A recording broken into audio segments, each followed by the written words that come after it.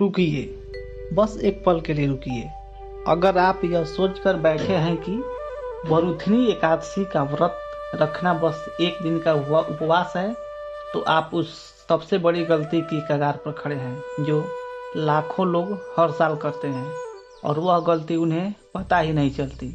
वे व्रत रखते हैं, पूजा करते हैं, पारण करते हैं, और फिर जीवन भर सोचते रहते हैं कि भगवान ने हमारी सुनी क्यों नहीं। उन्हें कोई नहीं बताता कि उनकी एक छोटी सी चूक ने उनके पूरे पुण्य को उसी क्षण भस्म कर दिया था। आज मैं आपको वह बताऊंगा जो शायद किसी पंडित ने, किसी ज्ञानी ने या किसी ने नहीं आपको बताया। सही तारीख कौन सी है, 12 अप्रैल या 13 अप्रैल? व्रत में क्या खाएं, क्या नहीं? वह पांचवी और सबसे भयंकर गलती कौन सी है जो पूरा व्रत खंडित कर देती है? और वह गुप्त पूजा विधि क्या है जिसे बहुत कम लोग जानते हैं? लेकिन इससे भी पहले एक सवाल, क्या आपके जीवन में कोई ऐसा दर्द है जो खत्म होने का नाम नहीं ले रहा? कोई ऐसी समस्या जो लाख उपाय करने के बाद भी जस की तस है? कोई ऐसा कर्ज, कोई ऐसी बीमारी, कोई ऐसा रिश्ता जो टूट रहा है लेकिन जुड़ता नहीं? अगर हाँ, तो यह वीडियो आपके लिए एक संजीवनी की तरह है। पूरा ध्यान से देखिए और जान लीजिए, उसे अपने घर के हर एक इंसान को बताइए जो इस व्रत को रखना चाहता है। हर 2 महीने एकादशियाँ आती हैं, लेकिन वैशाख माह की कृष्ण पक्ष की एकादशी, जिसे वरुथनी एकादशी कहते हैं, यह सबसे अलग है, बिल्कुल अलग, क्योंकि पुराणों में इसे ब्रह्मांड की ऊर्जा के चरम बिंदु के रूप में वर्णित किया गया है। भविष्योत्तर पुराण में स्वयं भगवान श्री कृष्ण ने धर्मराज युधिष्ठिर को इस एकादशी की महिमा बताई थी। महाभारत के युद्ध से ठीक पहले जब अर्जुन मोह में डूबे हुए थे, तब कृष्ण ने उन्हें गीता का ज्ञान दिया। लेकिन उससे भी पहले उन्होंने युधिष्ठिर को यह बताया था कि यदि मनुष्य के अपने सभी पापों से मुक्ति चाहिए, यदि उसे मोक्ष की राह चाहिए, यदि उसे जीवन में सुख, शांति और समृद्धि चाहिए, तो वरुथनी एकादशी का व्रत उसके लिए ब्रह्मास्त्र के समान है। वरुथनी एकादशी का पूर्ण निष्ठा से पालन करने पर उस मनुष्य को 10,000 वर्षों की कठोर तपस्या का फल मिलता है। जरा सोचिए, 10,000 साल की तपस्या एक ही दिन में। यह ठीक वैसा ही है जैसे सूर्य ग्रहण के पवित्र दिन कुरुक्षेत्र में भारी मात्रा में स्वर्ण का दान करने से जो असीम पुण्य प्राप्त होता है, वह सब केवल इस व्रत से मिल जाता है। लेकिन रुकिए, यह ऊर्जा अंधाधुंध नहीं बरसती। यह चमत्कारी शक्ति तभी काम करती है जब आप सही समय पर, सही नियमों से, सही संकल्प के साथ इसे ग्रहण करें। और इसलिए सबसे पहले हमें उस सबसे बड़े भ्रम को सुलझाना होगा जिसने इस बार लाखों लोगों को उलझा कर रखा है।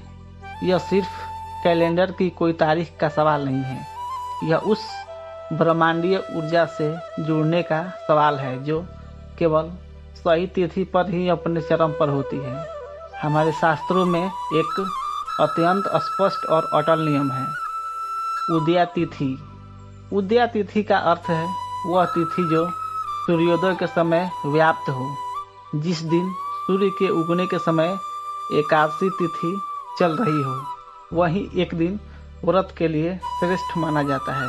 लेकिन यहाँ एक और अत्यंत कठोर नियम है जिसे अनदेखा करना विनाशकारी हो सकता है।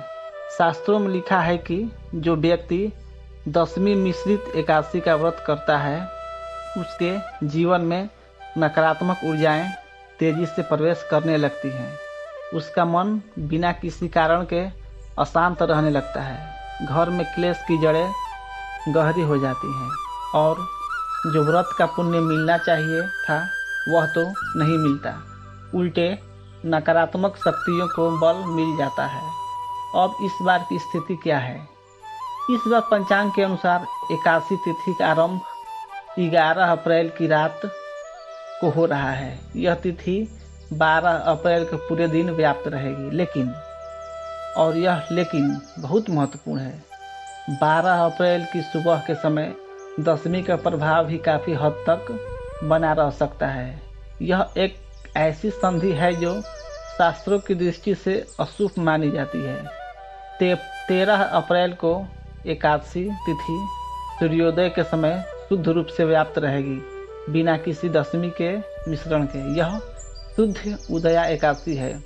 इसके अलावा वैष्णव संप्रदाय और जो लोग परम मोक्ष की सच्ची अभिलाषा रखते हैं, उनके लिए द्वादशी युक्त एकादशी हमेशा से सर्वोत्तम मानी गई है। और 13 अप्रैल को व्रत रखने पर आपको अगले दिन 14 अप्रैल को भी पारण करने का सटीक और पर्याप्त मुहूर्त मिलेगा। यदि आप भगवान विष्णु की पूर्ण और निर्विघ्न कृपा चाहते हैं तो 13 अप्रैल को ही व्रत रखें। और मैं आपको उस प्राचीन रहस्यमय कथा की गहराई में ले जाना चाहता हूँ जो वरुथिनी एकादशी की अलौकिक शक्ति का जीता जागता प्रमाण है। यह कोई काल्पनिक कहानी नहीं है, यह पुराणों में दर्ज एक सत्य घटना है। बहुत प्राचीन काल की बात है। पावन नर्मदा नदी के तट पर मानधाता नाम के एक अत्यंत प्रतापी, दानवीर और न्यायप्रिय राजा राज करते थे। उनकी प्रजा उन्हें देवता की तरह मानती थी। वे नियमित रूप से तपस्या करते, दान करते और धर्म का पालन करते। एक दिन राजा मानधाता घने जंगल में अपनी नित्य तपस्या के लिए गए। वे एक शांत स्थान पर बैठ गए और ध्यान की ऐसी गहरी अवस्था में डूब गए जहाँ बाहरी दुनिया का कोई भान नहीं रहता। तभी बिना किसी आहट के, बिना किसी चेतावनी के एक भयंकर जंगली भालू वहां आ गया। उस खूंखार भालू ने राजा पर झपट्टा मारा। उसने राजा का पैर अपने शक्तिशाली जबड़े में दबोच लिया और बेरहमी से नोचने चबाने लगा। जरा उस दृश्य की कल्पना कीजिए। एक शक्तिशाली राजा जो हजारों सैनिकों की सेना का स्वामी है, एक जंगली जानवर के जबड़े में फंसा हुआ है। रक्त बह रहा है, हड्डियां टूट रही हैं, दर्द असहनीय है। कोई भी साधारण मनुष्य उस स्थिति में टूट जाता। लेकिन राजा मानधाता साधारण नहीं थे। उन्होंने क्रोध नहीं किया, हिंसा का सहारा नहीं लिया, अपनी तलवार नहीं उठाई। उन्होंने वह किया जो केवल एक सच्चा भक्त कर सकता है। उन्होंने अपनी आंखें बंद की और उस असहनीय दर्द में भी, उस भयावह अवस्था में भी पूरे ब्रह्मांड के पालनहार श्री हरि विष्णु का गहरा, तीव्र, अटूट स्मरण किया। उनकी वह मौन पुकार इतनी तीव्र थी, उनका विश्वास इतना अडिग था, उनका समर्पण इतना पूर्ण था कि स्वयं भगवान श्री हरि विष्णु को उसी क्षण वहां प्रकट होना पड़ा। भगवान ने तुरंत अपने सुदर्शन चक्र से भालू का वध किया, लेकिन तब तक बहुत देर हो चुकी थी। भालू राजा का पैर लगभग पूरी तरह नष्ट कर चुका था। राजा मानधाता ने अपनी उस अवस्था को देखा। वे मन ही मन टूट गए। उन्हें लगा, मेरा पवित्र शरीर अब हमेशा के लिए खंडित हो गया है। मैं एक अपंग राजा बनकर रह जाऊंगा। तब भगवान विष्णु ने अत्यंत कोमल स्नेहपूर्ण स्वर में कहा, हे राजन, शोक मत करो। यह तुम्हारे किसी पूर्व जन्म के भारी कर्म का फल था जो आज इस रूप में कट गया। अब तुम्हारे पास एक ऐसा उपाय है जो न केवल तुम्हारे शरीर को पहले से भी अधिक शक्तिशाली बना देगा, बल्कि तुम्हें परम मोक्ष का मार्ग भी दिखाएगा। भगवान ने उन्हें निर्देश दिया कि वे तुरंत पवित्र नगरी मथुरा जाएं और वहां पूरी निष्ठा और कठोर नियमों के साथ वरुथिनी एकादशी का व्रत करें। राजा ने बिना एक पल की देरी किए वैसा ही किया। मथुरा पहुँचे, पूरी श्रद्धा से व्रत किया, सभी नियमों का अक्षरशः पालन किया और फिर वह हुआ जिसे देखकर सभी चकित रह गए। व्रत के अचूक प्रभाव से राजा का कटा हुआ पैर चमत्कारिक रूप से पुनः जुड़ गया। उनका शरीर पहले से भी अधिक कांतिमान और शक्तिशाली हो गया और राजा मानधाता को अंततः परम मोक्ष की प्राप्ति भी हुई। यह कथा हमें सिखाती है कि वरुथिनी एकादशी के भीतर आपके जीवन के सबसे गहरे और असाध्य घावों को भरने की अलौकिक शक्ति मौजूद है। चाहे वह घाव शरीर का हो, मन का हो, धन का हो या रिश्तों का। लेकिन यह सबसे महत्वपूर्ण है कि शक्ति तभी काम करती है जब आप इसे बिल्कुल सही तरीके से, सही नियमों के साथ ग्रहण करें। यहाँ एक ऐसा रहस्य है जो बहुत से लोग नहीं जानते। वरिथुनी एकादशी का व्रत 13 अप्रैल की सुबह नहीं बल्कि 12 अप्रैल की रात यानी दशमी की रात से ही शुरू हो जाता है। शास्त्रों में स्पष्ट लिखा है कि दशमी की रात को कुछ विशेष चीज़ों का सेवन करना वर्जित है। मसूर की दाल, इस दिन इसका सेवन व्रत में दोष उत्पन्न करता है। चना और चने से बनी कोई भी चीज़, कोदो एक प्रकार का अनाज है, इसे भी नहीं खाना चाहिए। कांसे के बर्तन में बना भोजन, यह भी खाना वर्जित है। रात का बासी या जूठा भोजन, इसे भी नहीं खाना चाहिए। यह नियम इसलिए है क्योंकि शरीर और मन की शुद्धि व्रत से एक रात पहले ही शुरू हो जानी चाहिए। यह दशमी की रात अपने अशुद्ध भोजन किया तो अगले दिन का व्रत चाहे कितना भी कठोर हो, उसका पूर्ण फल नहीं मिलेगा। यह वैसे ही है जैसे एक स्वच्छ बर्तन में ही शुद्ध जल भरा जा सकता है। यदि बर्तन ही दूषित हो, उसमें कितना भी जल भरो वह दूषित ही रहेगा। अब बात करते हैं उस विशेष पूजा विधि की जो केवल कुछ ही लोगों को पता है। 13 अप्रैल को ब्रह्म मुहूर्त में यानी सूर्योदय से लगभग 1.5 घंटे पहले उठना अनिवार्य है। यह समय लगभग सुबह 4 से 5 के बीच होता है। बिस्तर से उठते ही सबसे पहले अपने दोनों हथेलियों को देखें। हथेली में ब्रह्मा, विष्णु और महेश तीनों का वास माना जाता है। इन्हें देखते हुए भगवान विष्णु का स्मरण करें। साधारण स्नान नहीं करना है, इस दिन का स्नान विशेष है। स्नान के जल में थोड़ा सा गंगा जल मिलाएं, कुछ बूंद शुद्ध तिल का तेल मिलाएं, थोड़ी सी हल्दी भी मिलानी है। इस विशेष दिन पर तिल का उपयोग हर रूप में अचूक माना गया है। तिल के जल से स्नान शरीर व आत्मा दोनों को शुद्ध करता है। स्नान के बाद वस्त्र पहनते समय विशेष सावधानी रखें। हल्के रंग के वस्त्र पहनना है, काले रंग का वस्त्र नहीं पहनना है क्योंकि यह रंग नकारात्मक ऊर्जा को आकर्षित करते हैं। एकादशी का यह दिन ब्रह्मांडीय ऊर्जा के प्रवाह का दिन है। गहरे रंग उस प्रवाह को अवरुद्ध कर देते हैं। घर के मंदिर में उत्तर पूर्व की दिशा की ओर मुँह करके बैठे। यह दिशा देवताओं की दिशा मानी गई है। इस दिन बैठकर पूजा करने से ऊर्जा का प्रवाह सीधा भगवान की ओर होता है। एक साफ लकड़ी का पीढ़ा लें, उस पर पीला या लाल कपड़ा बिछाएं। भगवान विष्णु की प्रतिमा या चित्र स्थापित करें। इस दिन भगवान विष्णु के वराह अवतार की विशेष पूजा का विधान है। यदि वराह अवतार की प्रतिमा हो तो उत्तम है। भगवान को पंचामृत से स्नान कराएं। पंचामृत में दूध, दही, शहद, घी और शक्कर, ये 5 चीज़ें होती हैं।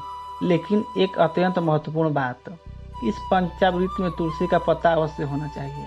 यह एक अटल शास्त्रीय सत्य है। तुलसी के बिना भगवान विष्णु न तो जल स्वीकार करते हैं न भोग। तुलसी विष्णु प्रिया है। यह उनकी सबसे प्रिय तुलसी के बिना विष्णु पूजा अधूरी मानी जाती है। भगवान को पीले और ताजे पुष्प अर्पित करें। पीला रंग विष्णु का प्रिय रंग है। पीला चंदन अवश्य लगाएं। ऋतु के ताजे फल अर्पित करें। गाय के शुद्ध घी का दीपक जलाएं। पूजा के दौरान आंखें बंद रखें और मन ही मन इस महामंत्र का निरंतर जाप करें। ओम नमो भगवते वासुदेवाय। इस पूजा के दौरान पूरे दिन तुलसी के 108 पत्ते भगवान को चढ़ाएं। एक एक पत्ता चढ़ाते हुए मंत्र को जाप करना है। पीले फूलों की माला पहनाएं। यदि संभव हो तो इसका पाठ करें। एकादशी व्रत के भोजन को लेकर लोगों में बहुत भ्रम है। कुछ लोग सोचते हैं कि फलाहार में कुछ भी खा सकते हैं, यह गलत है। यदि आप शारीरिक रूप से सक्षम हैं तो पूरे दिन जल भी न पिएं। यह निर्जला व्रत सबसे अधिक पुण्यवादी है। इसे पूर्णापवास भी कहते हैं। साधारण नमक का उपयोग एकादशी व्रत में सख्त वर्जित है। केवल सेंधा नमक का ही उपयोग करना है। अब वो हिस्सा जो सबसे महत्वपूर्ण है, चावल नहीं खाना है। जब से बनी कोई भी चीज़ भी नहीं खानी है। बैंगन को शास्त्रों में तामसिक सब्जी माना गया है। एकादशी पर इसका सेवन व्रत भंग कर देता है। मैंने शुरुआत में इसका जिक्र किया था। अब समय आ गया है कि इस रहस्य से पूरी तरह पर्दा उठाया जाए। यह गलती पारणा में की गई लापरवाही। पारण यानी व्रत खोलने की यह विधि है। लाखों लोग पूरे दिन कठोर व्रत रखते हैं, भूखे प्यासे रहते हैं, पूजा करते हैं, भजन गाते हैं, लेकिन अगले दिन जब पारण का समय आता है वे सोचते हैं कि चलो व्रत तो पूरा हो गया, अब कुछ भी खा लो, और यही सब कुछ नष्ट हो जाता है। पारण के बारे में वे शब्द शायद आप कभी नहीं सुने हैं। पारण हमेशा द्वादशी तिथि में करना चाहिए, लेकिन इसमें भी एक सूक्ष्म नियम है। द्वादशी के दिन सुबह हरिवासर का समय होता है। हरिवासर वह समय है जब भगवान विष्णु विश्राम में होते हैं। इस समय पारण करना शास्त्रों में घोर पाप माना गया है। हरिवासर समाप्त होने के बाद सूर्योदय के बाद ही पारण करें। पारण के भोजन में भूलकर भी ये चीज़ें नहीं खानी है। मूली, बैंगन, लहसुन और प्याज, बासी भोजन, मांसाहारी भोजन। पारण करने से पहले 2 काम अनिवार्य है। पहला, भगवान विष्णु को भोग लगाएं। दूसरा, किसी सच्चे जरूरतमंद व्यक्ति को या किसी ब्राह्मण को भोजन दान करें। शास्त्रों में स्पष्ट लिखा है, यदि आप बिना दान दिए भगवान का भोग लगाया और पारण करते हैं तो आपका व्रत पूरी तरह उसी समय खंडित हो जाता है। यह उस इंसान की सच्ची कहानी है जो पूरे साल मेहनत करके फसल उगाए और कटाई के दिन अपनी फसल को खुद ही आग लगा दे, फिर रोए कि फसल क्यों नहीं मिली। पारण का मुहूर्त यदि चूक गया तो व्रत का फल नष्ट हो जाता है। पारण के लिए एक निश्चित सीमा समय होती है। उस समय के बाद पारण करने से व्रत का पूर्ण फल नहीं मिलता। इसलिए 13 अप्रैल को व्रत रखें ताकि 14 अप्रैल को पर्याप्त समय में पारण हो सके।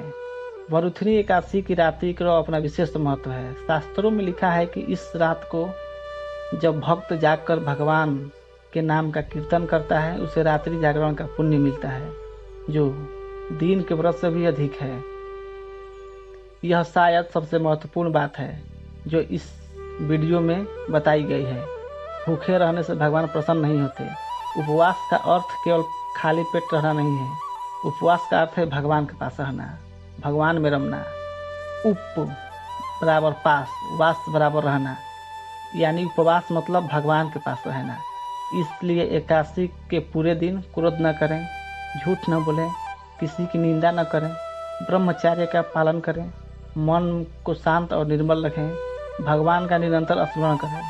यदि आपके जीवन में कोई विशेष समस्या है तो इस एकादशी पर एक विशेष उपाय करें। पीले वस्त्र में पीली सरसों, हल्दी और थोड़ा गुड़ बांधकर भगवान विष्णु के चरणों में अर्पित करें। अगले दिन किसी जरूरतमंद को दान कर दें। तुलसी के 108 पत्ते भगवान को अर्पित करें। पीले फूलों की माला भगवान को चढ़ाएं। इस दिन भगवान कृष्ण की बाल स्वरूप की पूजा विशेष फलदायी है। भगवान को पीले फल जैसे केला अर्पित करें।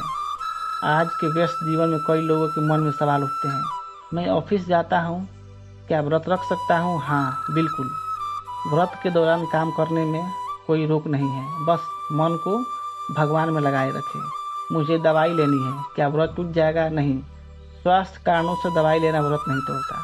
भगवान को रोगी का शरीर नहीं, शुद्ध हृदय चाहिए। मैं पूरे दिन उपवास नहीं रख सकता, क्या फलाहार से काम चलेगा? हाँ, फलाहार भी पूर्ण व्रत माना जाता है यदि सही वस्तुएं और सही नियमों से किया जाए। मेरे घर में छोटे बच्चे हैं, क्या उन्हें व्रत रखना चाहिए? नहीं, 12 वर्ष से कम आयु के बच्चों को कठोर उपवास की आवश्यकता नहीं, वे सिर्फ फलाहार कर सकते हैं। राजा मांधाता की कथा में वो सबसे बड़ा संदेश क्या था? यह नहीं कि उन्होंने व्रत किया, यह नहीं कि उन्होंने पूजा की, यह नहीं कि उन्होंने उपवास किया। सबसे बड़ा संदेश था उनका विश्वास। वह एक जंगली जानवर के जबड़े में थे, रक्त बह रहा था, असहनीय पीड़ा थी, और उस स्थिति में भी उनका भगवान पर विश्वास एक पल के लिए नहीं डिगा।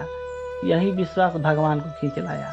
आज आपके जीवन में भी शायद ऐसे जानवर हैं, कोई पुरानी बीमारी, कोई टूटा रिश्ता, कोई भारी कर्ज, कोई असाध्य समस्या। वह जानवर आपको नोच रहा है, लेकिन यदि आप उस पीड़ा में भी अपनी आंखें बंद करके अपने मन की सारी शक्ति से भगवान विष्णु का स्मरण करें तो वे आएंगे। वे हमेशा आते हैं, बस आपकी पुकार में सच्चाई होनी चाहिए।